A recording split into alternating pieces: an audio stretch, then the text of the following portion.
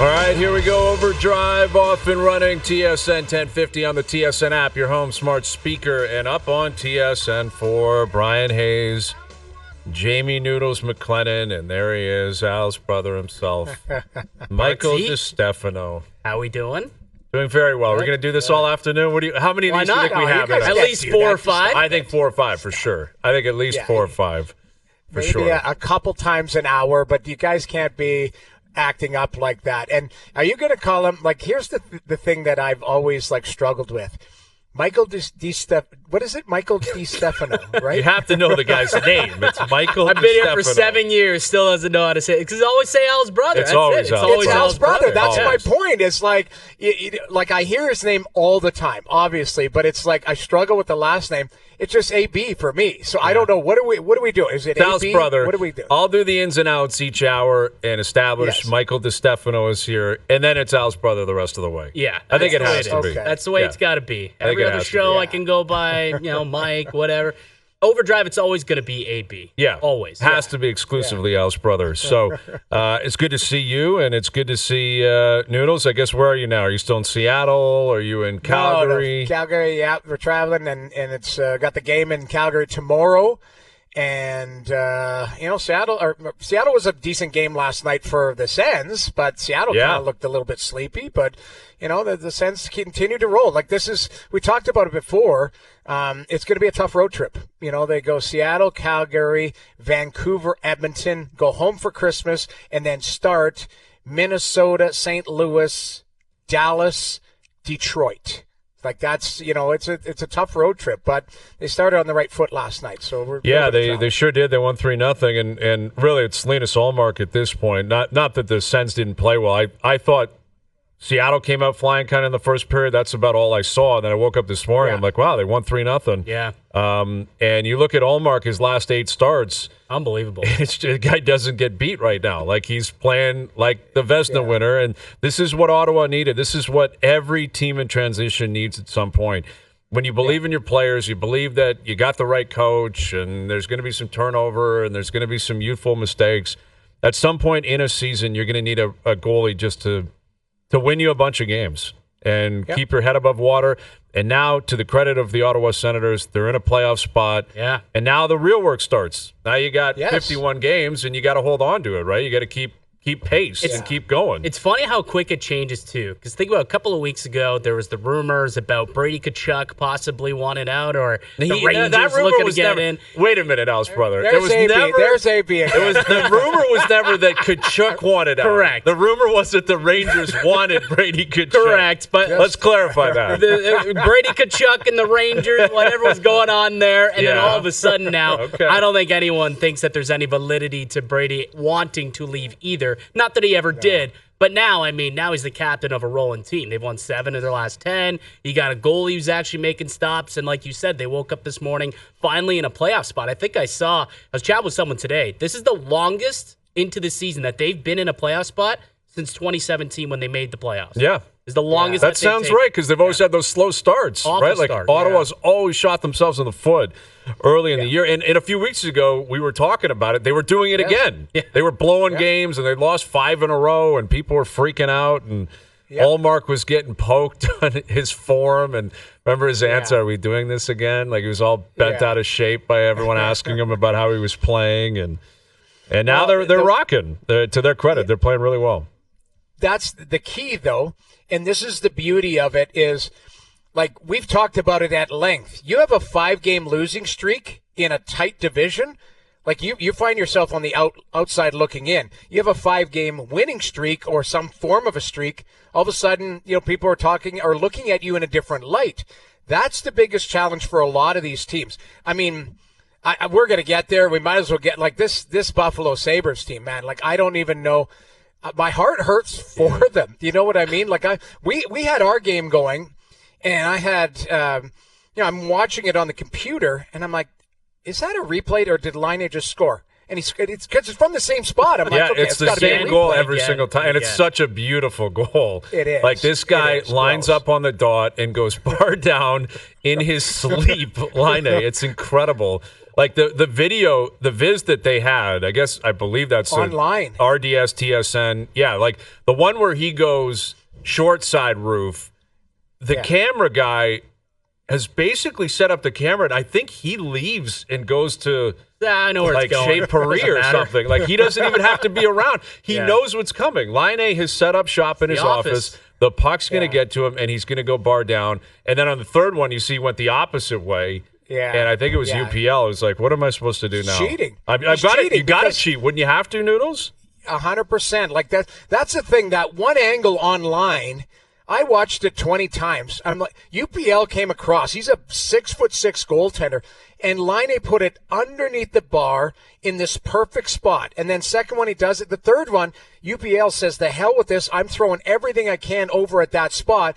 And Laine goes back glove side, and UPL ends up in the corner. Like, you're just going, what is going on here? And I mean, the third, they gave him the mercy pull. It was James Reimer by the third period, but it just, Buffalo's in one. And the thing is, I said this the other day in watching them play against the Leafs, like, I don't know how they get out of it, because you need a goalie steal. You need something that just, drags you up. Because now Montreal's passed them in the standings, right? So they jumped over them last night. God. Yeah, that's so the crazy thing is the separation now. Like, Ottawa has played themselves into the top-tier group, and now they got a 6-point buffer on Detroit, 7 points on Montreal, 8 points on Buffalo. And those three teams are gone. Like, they're not getting back into it. Buffalo is a mess. Montreal's had a tough year. Detroit, I have no idea what Steve Yzerman's doing down there. I have no idea. I don't think anybody in Detroit knows. I'm sure he's frustrated. But there's a real separation where it has been top four, bottom four for years. And now recently Ottawa has played themselves in to a top five, bottom three. Now, they still have to keep proving it. Like, Ottawa does not deserve the benefit of the doubt that I think Boston got 3 weeks ago. Right. Boston deserves to go. Yeah, Boston deserved the respect of, let's see where they go with this. I think the Rangers, in a weird way, would deserve it still, because they lost again in Nashville. But President's Trophy last year, veterans, good team, maybe best goalie in the league. There's a lot that could still turn in their direction. Ottawa's going to have to prove it until I think they punch a ticket. But they've done a really good job of separating themselves from the bottom teams. And I'm with you. I think the worst thing you can do, and the worst thing you can hear, is if your team is in a situation like the Sabres are right now, you don't want other fan bases like showing pity on you. But that's where it is. I feel for Sabres fans. Like, I really feel awful for them. They've made the playoffs in 13 years, and now they're the biggest disaster maybe in sports. Right now, when you are 0-8-3 in your last 11, that's probably your list tomorrow, there, buddy. It could be the worst, the biggest disasters going right now. They are officially back on your cannot win a cup. Oh, you took them off a couple of weeks ago. Can I clarify that? That was the idiot who's on. Yes, exactly. Forced you to do it. O's in Ottawa right now doing some reconnaissance work, preparing for the World Juniors. This guy called me 5 days in a row. He's like, you got to take Buffalo off. You got to do it. And finally, my own fault. I buckled. I said, you know what? They've won a few games in a row. I'm going to do it. I know that's gutless to throw him under the bus, but he's not here for a couple of weeks, so I'll do it. And that's why I did it. And ever since I took them off, this is what's happened. You've Terrible. given them the kiss of death. I was the kiss of death. That is 100% accurate. The second I took them off, I think they were playing Minnesota that night. They lost to Minnie, then Vancouver, then the Islanders. And it has just spiraled out of control. And the terrible thing is, what do you do if you're Lindy Ruff at this point, too? That's it. Well, Terry Pegula went in there and talked to the team and tried to give them a vote of confidence. They allowed a goal 17 seconds into the very next game. 17 seconds in. Yeah. It's scary bad. It's scary bad. Jerry Pegula goes in there, and to spark the team. That's the owner talking to them at morning skate. And they get rinsed 6-1. Like, Can you felt speak bad to it, though, Noodles? Noodles? Have you ever been there? But why would a player care about the owner? Like, with all due respect, it's not that you don't respect the owner, but what is an owner possibly going to say to inspire you when you're in a dark place and you have guaranteed contracts? Well, what's he going to say? You're right. I don't think the owner's not going to scare guys who have long-term deals, because he's paying them, he's committed to them, they've committed to him. So, that it's guys who are on the fringe that are either looking for a new deal or are lucky to be in the league. And you pay attention, because if the owner goes in there and says, "Hey, I believe in you. You got to let's get us out of this." Then you try and dig out. I've been in tough situations. I don't know if I've ever been. I'm trying to remember those Islander days. Like Islanders, we went from a really good team with me and Ray there in '94, and then Mike Milbury came in and did. What did Butch Goring say? Set them back light years, I think it was. And I was part of the light year process where, it was Milbury GM, Milbury coaching, and, it was a gong show. And then I ended up leaving. But there was times where it was lean situation where you'd lost a bunch of games, you're looking for answers, it's enough with the closed door meetings and guys yelling and screaming and pointing fingers. They look deflated. Like, I don't think they look like they've already had those conversations 6 games ago. Right. I think now it's to a point like they are doing enough to lose. Like, I don't know how they dig it out. It's going to probably start with a goalie that stands on his head and just stops 45 one night, and it gives them, hey, that's what a win feels like. And then they start to try and at least salvage some. But right now, guys, the vultures are circling. You're hearing Buffalo link to every team, and they're not circling for the fourth line winger. No. It's Bowen Byram. It's guys like that who are Cousins. Top tier young players that need either a change of scenery to get out of that, or they're going to try and pick at the carcass and go, you know what, we'll throw you a lifeline. We'll take Bowen Byram or somebody off your hands. Yeah, and their history in Buffalo of moving off Eichel and moving off Reinhart and moving off Ullmark and moving off O'Reilly, it may paralyze them in a way in terms of fear. Like, it may put. You're right. It may put the. That's where I wonder if the owner plays a role in this, because Kevin Adams wasn't here when all that was happening. Like, he wasn't here for the Eichel. I guess he had just arrived, I think, but it was over by then. Like, it had already been determined. Eichel's not sticking around, and Reinhart the same thing, and O'Reilly and Ullmark and others. And I wouldn't be surprised if Pegula again. I'm kind of reading the tea leaves, but part of the trip up to Montreal was to calm the masses and basically send a message like, we can't do that again. Yet at some point, you have to throw a piece of flesh to the mob in Buffalo. Like, that market is I would be going crazy if I was in Buffalo right now. I got a text. Sure. I got a text from a buddy who works at WGR, and he literally texted me saying that game, when Toronto goes into Buffalo on Friday, is going to be the highest road team attended game in NHL history. He believes that's going to be the case. And that could be the one that finally ends it. Is if there's if there's 15,000 Leaf fans in there and the Leafs beat them 7-0, what are you supposed to do as an owner, as a GM, as a marketing department? Like, at some point, you may be forced to do something. And generally in the cap world, it's the coach. But Lindy Ruff is a legend in Buffalo. He's on his second tour. It felt like he came in to calm the masses and move them in a better direction. And you like, that would be the bottom of the barrel for me. I'm not saying it won't happen. I'm not saying that Lindy doesn't have to own some of this. Of course he does. But if you play yourself into a scenario as a team where Lindy Ruff is going to get pushed off the plank, that is so tough. Doesn't seem like a Buffalo thing to do, though. Like, that Sabres organization have been penny pinchers. I don't know if they're willing to pay 3 coaches at the same time. That's the other issue, is that you'd have to pay someone else, including Lindy. They're still playing Donnie Granato, are they not? Yeah, they might be still paying, all the way back to the guy with the Ron Rolston. Ron Rolston still getting the Bobby Bonilla deal. Here's what I would say to this, though, and you're right. I just believe that something's going to have to give there. And whether that's a trade, whether it's somebody significant they put on waivers or do something. But you're right, Lindy Ruff isn't – if he's not the answer, let's put it this way. Is there a coach out there that you go, that guy can come in there and install structure and install the type of command that would get this team turned around? I don't know. Like, not Joel this Quenneville. year. I'm just saying, if they cleared Joel Quenneville, which I believe he has been. I believe so. I believe so. Do you think Joel's putting his hand up and going, I got to go into Buffalo? Like, I got to go and like, there are top tier coaches. if they get let go, I don't know if Buffalo is the first destination to go, hey, they've got some pieces there. I'm going to turn this around. Like, that's the other thing is I don't know if it's a destination for a top-tier coach, if there is one that gets let go. Gallant's still out. Gallant? Yeah, well, he'd Gerard be Gallant needs a available. job. But you know what? Gerard Gallant reminds me of Lindy Ruff. Former player, really well liked, been kind of a legend around the game. I don't know if they're the most tactical coaches. I think they're more motivator, player coaches. Like the guy, and I know this is a weird thing to say, but like the guy that they need, if it's not Lindy Ruff, would be a John Tortorella, who has like an airtight system, and whoever's on that team is like, this is how you play. If you want to stay in games, this is how you play. This is what you do.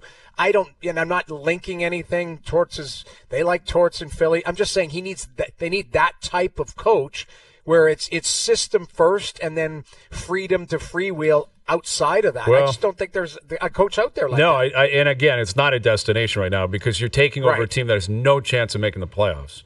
Like if Laviolette was let go today, people would put their hands up. It's New York, it's the Rangers, original six. You'd look at that roster and think, I can work that out and make it. I can get you in. Yeah, and Dolan would pay. You're not going to get that out of Buffalo, so it's a totally different scenario. But ugly last night. Again, the Rangers somewhat under the radar because Buffalo got blown out the way they did in Montreal. Laine scores a hat trick, but the Rangers lost again last night too. And if you're Ottawa, you're like, keep going that way. Yeah. Keep moving the other way, please. I think Pittsburgh won last night. Pittsburgh's, back in the hunt. I got to give them credit. I've written them off 45 times already this year. Coming off the list? They're not off the list. They can't win a Stanley Cup. None of these teams can win a Stanley Cup. Fair. Let's clarify right now. I mean, come on. But if they become but you have to at least say if Pittsburgh is in a playoff spot, in which they're right there, they're not. They're 1 point out. Ottawa has a couple games in hand, but don't you think that they've at least gone north enough to go, all right, they get on a heater. Not for a playoff run, Noodles. I'm not buying that. That's the thing. I still don't think they make the playoffs. I think good for them. They're on a heater right now, but I think they'll cool off. I'm still betting against Pittsburgh making it, but well, I mean, with that you put Buffalo on the list. What if you took Buffalo off and you put Pittsburgh there? Now you give them the kiss of death. I should do that. I'm doing it right now. I establish it right now out of spite to everyone down in Pitt. Pittsburgh's off. I think they can win the Cup. Have that on the record. People in Pittsburgh think. Who cares what people in stop and wait Pittsburgh think? All right, so we got a Leaf game tonight down in Dallas. These are always fun games. Yeah. Because Dallas is arguably the best defensive team in the league, one of them anyway. They're always in the running. You've got Ottinger versus Wall, both Americans. Both were in the development program together. Like, they both kind of came up together. So I think it's an interesting battle within the game. Look at that BU, BC. Like, they played against each other in college, too. So, there's a lot of history rivalries between those two teams. The Robertson players. brothers, too. And you got the Robertson brothers. And I guess I read this morning that the Robertson parents, I guess they live in the Dallas area now. Which that's tough. Yeah, they picked one city. I mean, come on, they're from California. Well, listen, Texas has got state tax, better weather, all of that type of stuff. Sure, but it is still tough. It happens to be ironic that Jason is the better player. Right? Jason's playing every night. Nick spent a couple of days in the press box. Yes, although I will say, when I played with Brett Lindros on the island, I don't think was it Carl and Bonnie. I don't think they were living on the island. They might have been down in Philly, or they might have just stayed neutral. They might have. Probably just stayed. They probably just stayed in Toronto. They're very supportive of their children, but we're making light of it. But it is tough that it's tough. They live down in Texas as opposed to. Hey, but aren't they California? Like where did they originally? They were in California. Lived there their whole lives, to my knowledge. But now they live down in the Dallas area. So they'll be at the game tonight. And we've got the most expensive line in NHL history starting the game tonight for the Leafs. Marner, Nylander, and Matthews. And I saw a picture of it on the board, the whiteboard in the Dallas room this morning. Because, for those of you not familiar, like every team, right, Noodles, will have a whiteboard as the players walk in. They'll have their own lines up, and then they'll have the opponent's lines up. And it really pops. Like, it was giving me flashback kind of thoughts to like those Red Wings teams back in the 90s and early 2000s, and the Colorado teams where it would be, Correa, Sakic, Solani, or Yzerman, Shanahan, and Robitaille or whatever the line was back in the day. And you're like, man, look at these three. And they all make $11 million or more. Yeah. I guess Marner's technically just under it. But I think what you've got is a scenario here where Craig Berube, he doesn't want to mess with the other lines who played well the other night. I think that's more to do with anything here. I think he's looking at this saying, I like the Tavares, Knies, Pacioretty line the other night, and Domi, Robertson, McMahon looked really good. So I don't want to mess with them. So the three of you, you're sticking together, which is kind of wild when you consider who these three players are. You're also dealing with some house money. You're 31 games in, you've got 40 points, you've played well. I'm intrigued how these guys respond to the challenge tonight because they're going to play a lot. I think they'll get through at least the first period together. I'm not convinced it'll go beyond that if they all have a slow start. But how comfortable they're going to be playing together because they all want the puck. They all have the ability to drive their own line, yet someone's got to play number 2, and I guess someone's technically got to play number 3. And who is that going to be tonight? I guess we'll find out. What it is for me is I think Marner's playing with 2 shooters. That's the way I look at it because Marner, he is a distribute the puck type of first player, very unselfish when it comes to that. My only question is who's going to get the puck? Yes, exactly. That's like who's going to be the first F1 who's going to go absorb contact or be the contact guy. Matthews has done that, obviously playing center ice, but you know, if he's the guy that's got to do it, then he frees up the puck for Marner to get it to Nylander, that type of stuff. Just the way Nylander plays, he's not an F1 guy to go and have contact off the forecheck. He stick checks a lot, but he's not a guy who's overly physical. So it'll be interesting to see how that dynamic works. Once they have the puck, no problem, because that's it, exactly. They go to work. But getting the puck is the interesting part in a 50-50 battle. I think, Matthews is really good at stick checking and getting under and using his body. Same thing with Nylander. All three of them are great at puck retrieval. Oh, yeah. They're all great at puck retrieval. The physicality and who is going to play F1 and go and get that puck is the multi-million especially with Berube and what what he's trying to advocate for and play a certain system in a certain way. I mean, I'd imagine that pretty well. Any offensive draw, those guys are coming over the board tonight. Like that's essentially how they get. So yes, there's obviously going to be transition play. You're going to have to go in on the fly and transition whatnot. But this is where you can get situational.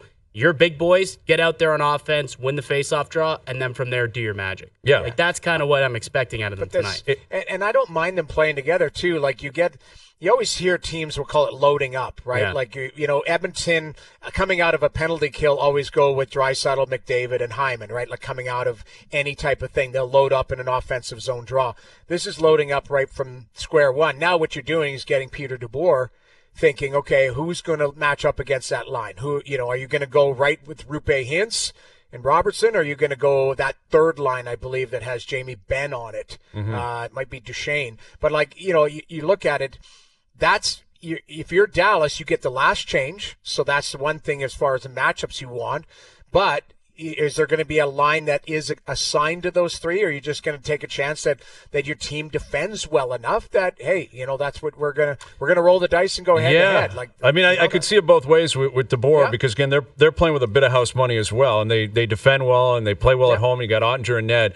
But I do think this has the chance to be an absolute nightmare for any opponent, and absolutely could be terrifying for any coaching staff. The idea of these three, if it's a wide open game, if they have the puck in space, it's almost a scenario where you can't really defend it. Like they're so good, they're so capable, they have such high IQ. They just don't have any history together playing as a threesome here. Marner, extended Matthews, history, and Nylander. But there's been again, times. It's always situational. Right. You try to catch a team coming off a power play or something like that, but they've never really played together. No, not extensively over the course of a full game or multiple games in a row. You always spread the wealth. That's why you pay these guys all that money. Like that's another element to it. I think it's just as likely it gets broken up. And I'm not trying to be a hater here because I'm intrigued by it. I think Leaf fans love the idea of like a fantasy coach, fantasy GM. This is a Barry Trotz line. Throw the three of them out there, right? And just let's see what happens. I want to see it, but I think it's more than likely what could break it up isn't even their own play. It's the imbalance of offense on the other lines where Tavares been great this year. I don't believe he can drive his own line for a whole season. Like, he needs some help at some point. Yes. Right now, he's got Pacioretty and Nyes. We'll see what comes of it. Again, I liked him the other night. Tavares has been great. He's going to need some help. Max Domi, Robertson, and McMahon are going to need some help at some point. And especially in a game like this, at Dallas, a really good team, a really good defensive team, unless they just blow the doors off Dallas, and they could because of who they are. But here's the thing. Hayes, it could break up pretty quick because of the other guys. But they haven't scored the other way either. Like, this team ranks 19th in goal scoring right now. So, like, it's not working the other way either with them split up and spread out. So they're trying something different. And I think that's what this is about. I don't necessarily think it's going to be about the team and you know, the lack of goal scoring through. I think that if this line gets broken up after the first period, it's because Berube didn't like him. He was speaking today with the media, and I don't know if we have it or if we're going to play it, but he was basically saying, don't be cute. Drive to the net. Take charge. That's what he's going to want to be seeing. If he sees that, I think they'll stick together. The second that these guys are all perimeter and they're shooting, and if they're not doing that, though. And if they're not, Craig Berube that's when knows it'll be over. But that's when it'll be over. I know that, but Craig Berube knows that that's not going to happen. And that's not you're not getting Mitch Marner to turn into Eric Lindros because Craig wants him to. No, but Matthews can be. Like, Matthews is a big boy. He can go to the net. None of them live around the net. None of them. Yeah. Like, that's not where they live. That's not where they operate. These aren't Corey Perry's. These aren't Matthew Tkachuk's. These aren't Matthew Nyes types. Even Tavares, like, largely that's where he makes his hay, as he gets to the front of the net, he sets up shop. None of these guys live around the net. None of them are forecheck merchants. Correct. Like, that's just not who they are, and they've been in the league for 9 or 10 years. So, I mean, come on, let's be realistic. But when challenged, could they rise to the occasion? I'd like to see it. That's what we'll see tonight. Because I'd like to see it come playoff time. Like, that could be the challenge as well. In a nutshell, Dallas, go out there and show that you are capable of being uncomfortable, being in a position you're not used to. You got to lean on defense scores. Like, you got to be willing to go in there and forecheck. You got to check. You got to cycle. These are all things that have to happen. It's just these guys get paid so much money because of what they do when other guys go and lay the framework for them. Yes. And then they are generally the beneficiaries of that. Are they going to cheat trying to break the zone? I mean, there's so many different things that could happen. We'll find out starting tonight. Yeah. But I find it a very intriguing storyline going into the game here. And you're trying it out. There's nothing wrong with that. And he can switch it, or if he likes what he sees, you build on it. Or, like you said, you're giving the other lines that played well the other night, that actually got going the other night halfway through the game, or whatever we'll call it, that give them a little longer leash to see if they can develop some chemistry too. I think that's a part of it. I really do. I think Max Domi finally showed up offensively. Yeah. Robertson scored. McMahon looked pretty good. I can understand. You keep them together. And Tavares had a hat trick, so you're keeping that together. This could be simply a default mechanism. Like, I don't want to mess with those two lines. So as a result, we get the benefit of watching Matthews, Marner, and Nylander play, which I think will be thoroughly entertaining. I just wouldn't hold my breath. I think it's more likely when this team is hitting on all cylinders, even come playoff time, the three of them are on three separate lines, then they're on the same line. Yes. Well, I don't disagree with that, Brian, because I think there's a trade coming at some point for number 2 centerman, or 2/3. So, in that, a top 9 centerman, which would, maybe spread out the wealth. I think that's what Tree would probably be looking at, or something like that, to the form of that.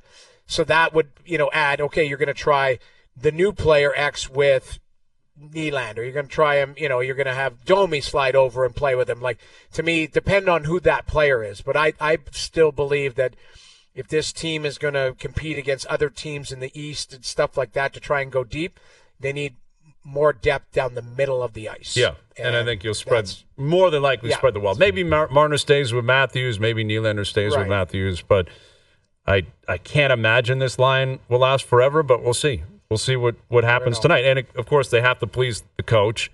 But even if they do, the other lines have to pull their weight as well. Yeah. And it'll be a good game tonight. Dallas is a good team.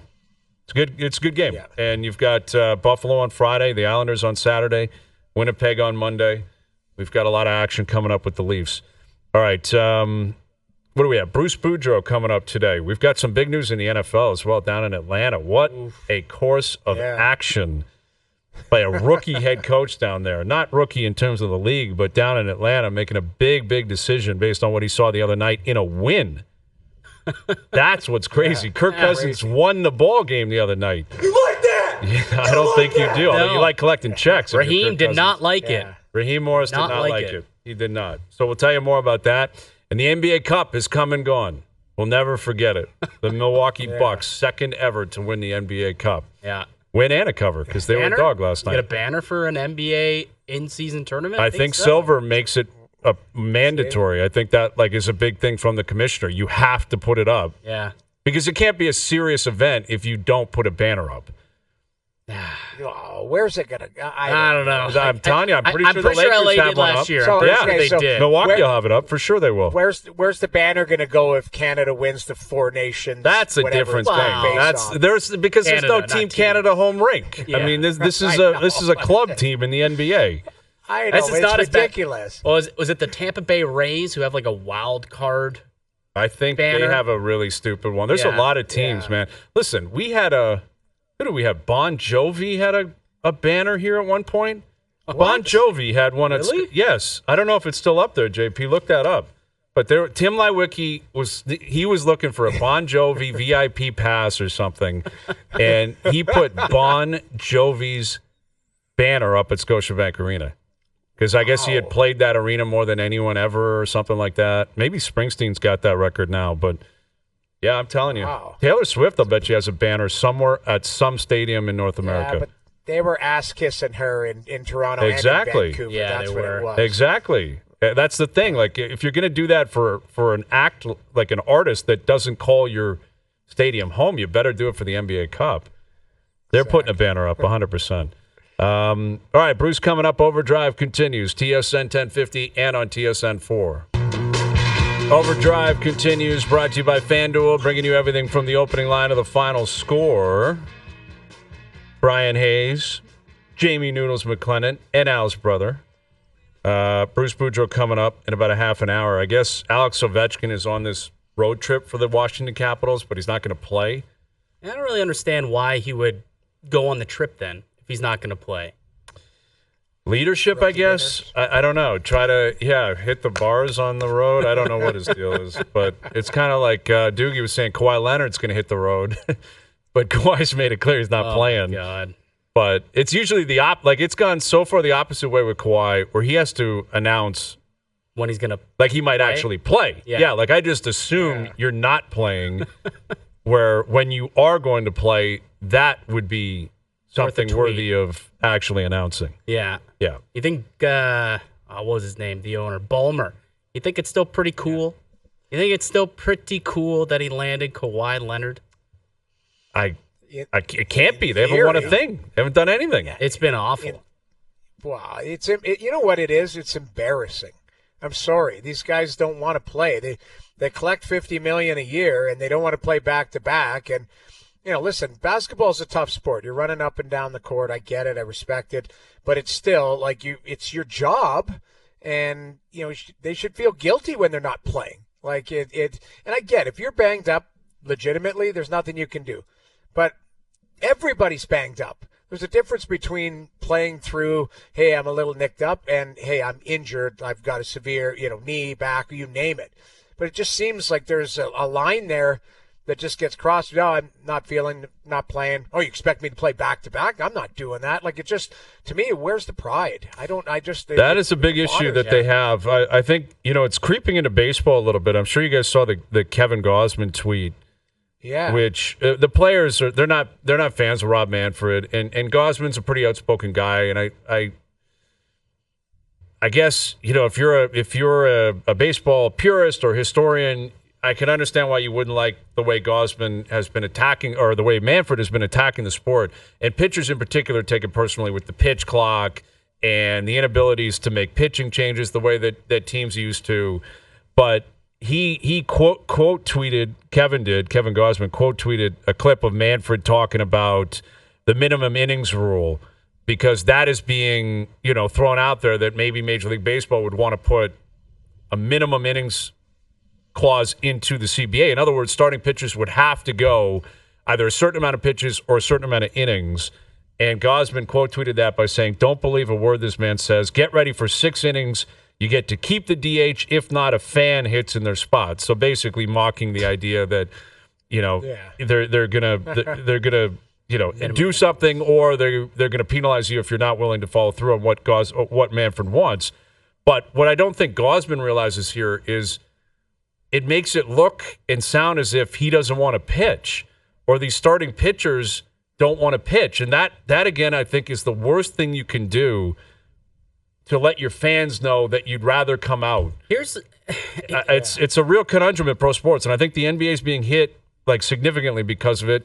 I don't know if this is a core issue for baseball, but it does seem as if the players, the pitchers, are fine. And I could reference a number of examples. Early in the year, some pitchers got a perfect game going or a no-hitter. He gets pulled, and he's thankful he gets pulled. It's a horrible message to send. And I know why they say that, but I don't think they realize how bad it looks or how bad it reads to your fans, to ticket holders that are like, I could see a perfect game. No, you're not, because sports science said I can only throw 75 balls tonight.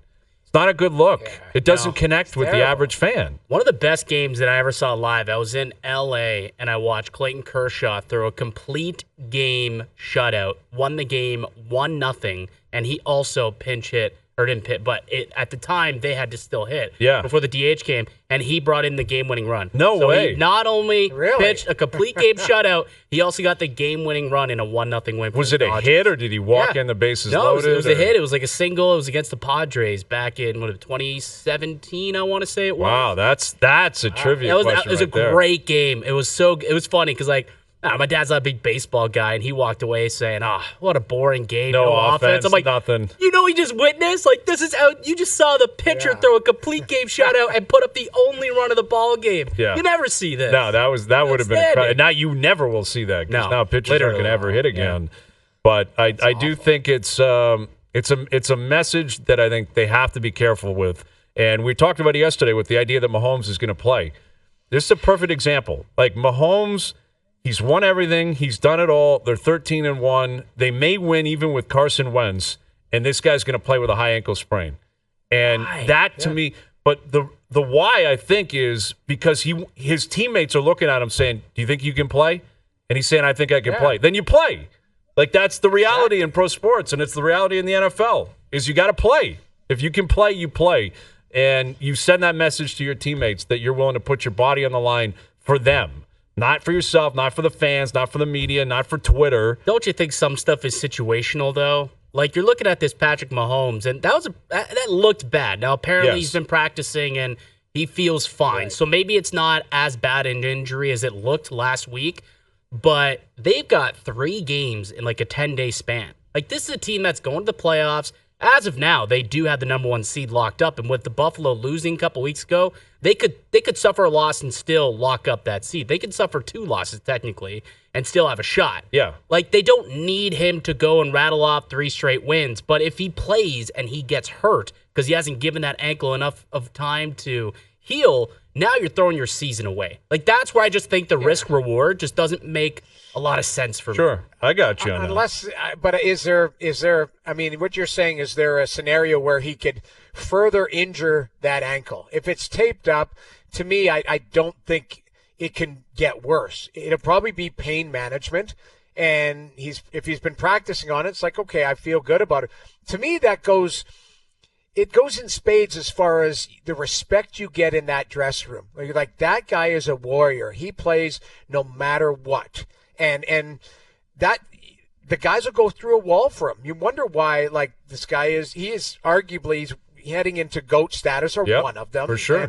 And it's because this guy plays every night. This guy plays through, injuries, through inconsistencies, you name it. He wants the ball. He wants to be a difference maker, because there's times in his career, even a situation like this, where he's like, yeah, you know what, I'm not playing. I'll see you guys in 3 games, and and that's not the case. The guys know that he's in the trenches with you. To me, this is it's a baller move, because he's not 100%, but he's not gonna hurt himself anymore. I agree with you. I think the symbolism of him playing is so valuable, because it's different. There are situations where you're right.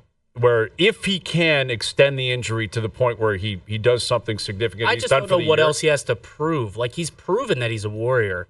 Like, Right, every but playoff, it seems like he bangs up that ankle and fights through it. I think my guess would be it's the fear that if you send a message this doesn't mean as much, that could be a slippery slope. And you can roll your eyes at that.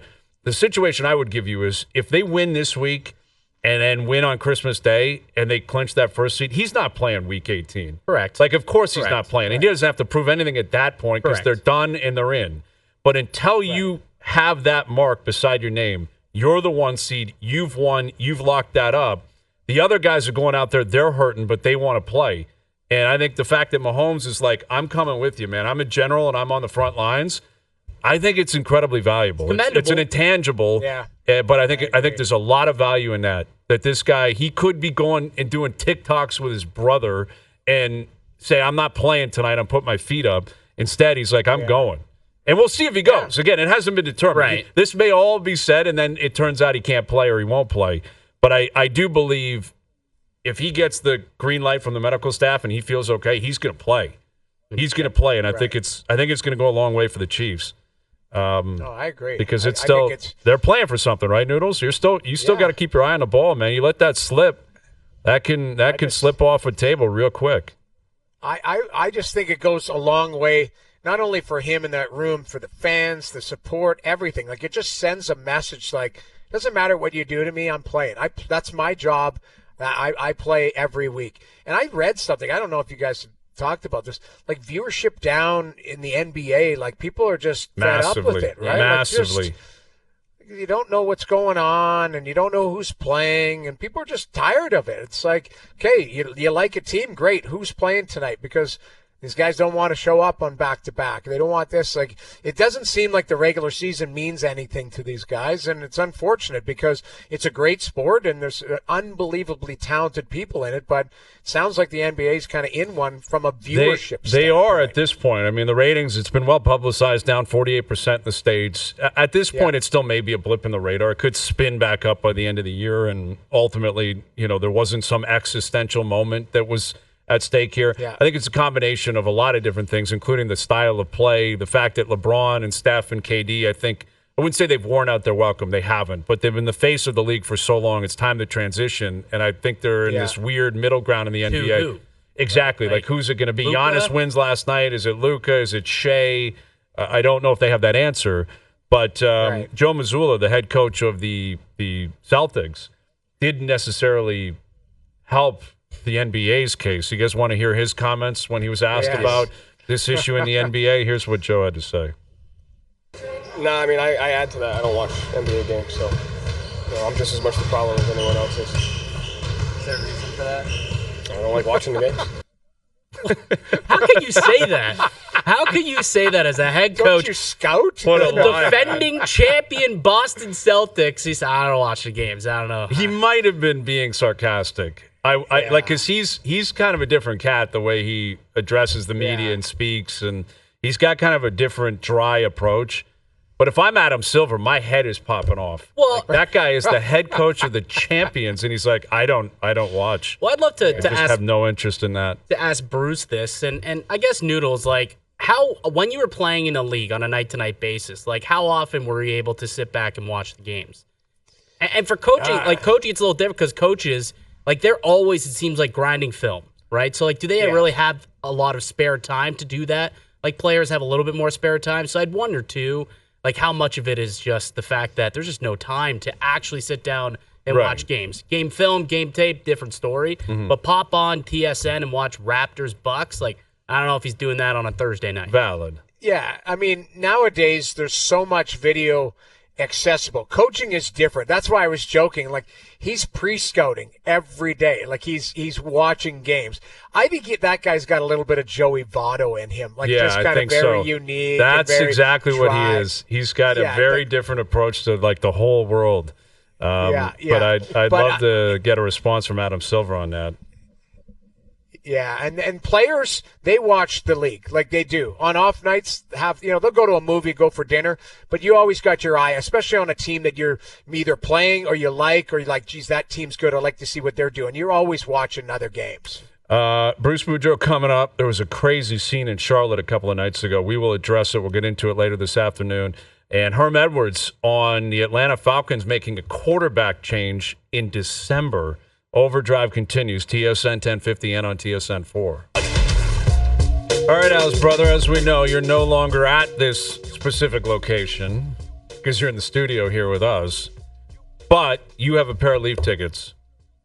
Or we have a pair of Leaf tickets, and you have another clue for us on a Wednesday. What do you have for us? I do, and with Christmas 1 week away, I thought I'd get myself in the festive holiday spirit, and I went and saw Santa Claus this week, and I let him know what's on my Christmas wish list. We're talking charcuterie. We're talking cards. We're talking another cruise at some point. It's all on the list, brother. I love it. How about a Hazenbro championship season? Oh, yeah. Championships as well. We don't need Santa for that, though. We just continue to do it ourselves. We don't need help from anybody. One of these one more to end the hour. One more to end the hour. Tune in tomorrow for another clue. The first caller through on Friday with the correct location wins a pair of tickets to see the Leafs take on the Winnipeg Jets on December 23rd. That's an afternoon game, 2 p.m. game. Ooh. Yeah, 2 p.m. game. It's a rare... I think next gen. I got my kids down there. We're going to a Scepters game on Saturday. Can't wait for that. Oh, nice. The Victoire are in town. Yes, absolutely. Toronto, Montreal down at Coca-Cola. Cannot wait to get down there and see the Scepters play on Saturday. Fine Al's brother brought to you by McAlpine Ford in Aurora. Our family, the Ford family, and you. Full details at tsn1050.ca. Yeah, I got a jam-packed weekend. The Christmas party. I think I'm getting duped, too. I got to ask you guys. I got to ask for some professional advice. I think I'm getting duped here by our friends. I'll tell you about the situation. You guys tell me how I should be reacting to it. Ask A, B on the other side. All right. Little Ask Al's brother. I like it. Okay. Hour 2 coming up. Overdrive continues. TSN 1050 and on the TSN app.